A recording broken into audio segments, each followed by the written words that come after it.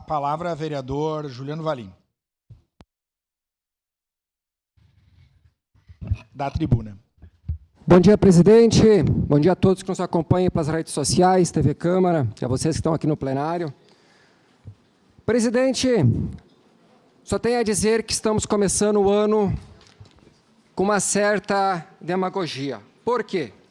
Nós não podemos estar banalizando, porque a moção, por exemplo, essa específica, em relação ao presidente Lula, compete a deputados federais, senadores e outras instâncias.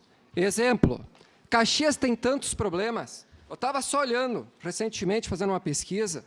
Hoje tem mais de 2 crianças em lista de espera para a Escola de Educação Infantil, mais de 13 mil pessoas em situação de vulnerabilidade social no nosso município, mais de 5 mil pessoas que estão morrendo porque não tem, muitas vezes, um leito hospitalar ou estão numa lista de espera para um procedimento cirúrgico. Vamos se ater aos problemas locais da nossa cidade. Vamos parar com esse negócio de ideologia partidária, porque um é do mal, um é do bem, ou um é de centro. Quem paga o meu salário é a população, quem paga da minha assessoria é a população. Vamos trabalhar para a população caxiense, vamos trabalhar para a nossa Serra Gaúcha. Vamos se ater aos problemas locais.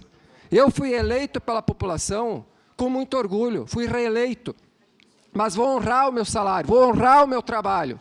Trabalhar com amor, com coração, mas em prol de uma sociedade mais justa e democrática.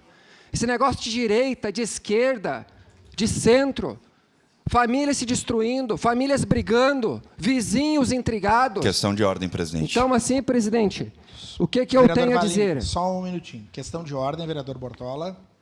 Qual artigo? Só para manter a condução correta dos trabalhos, artigo 209, inciso 3, se ater à pauta e ao tema que é o regime de urgência, e não o mérito da moção número 1 de 2025.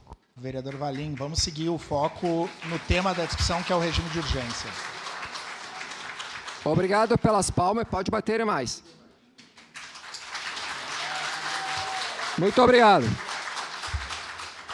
Então, dando sequência ao meu discurso, já estou declarando meu voto, que voto contra. Tá? Contra. E sim trabalhar em prol de Caxias do Sul, em prol das pessoas que estão precisando, do qual fui eleito para isso. Meu muito obrigado e voto contra. Friso. Obrigado.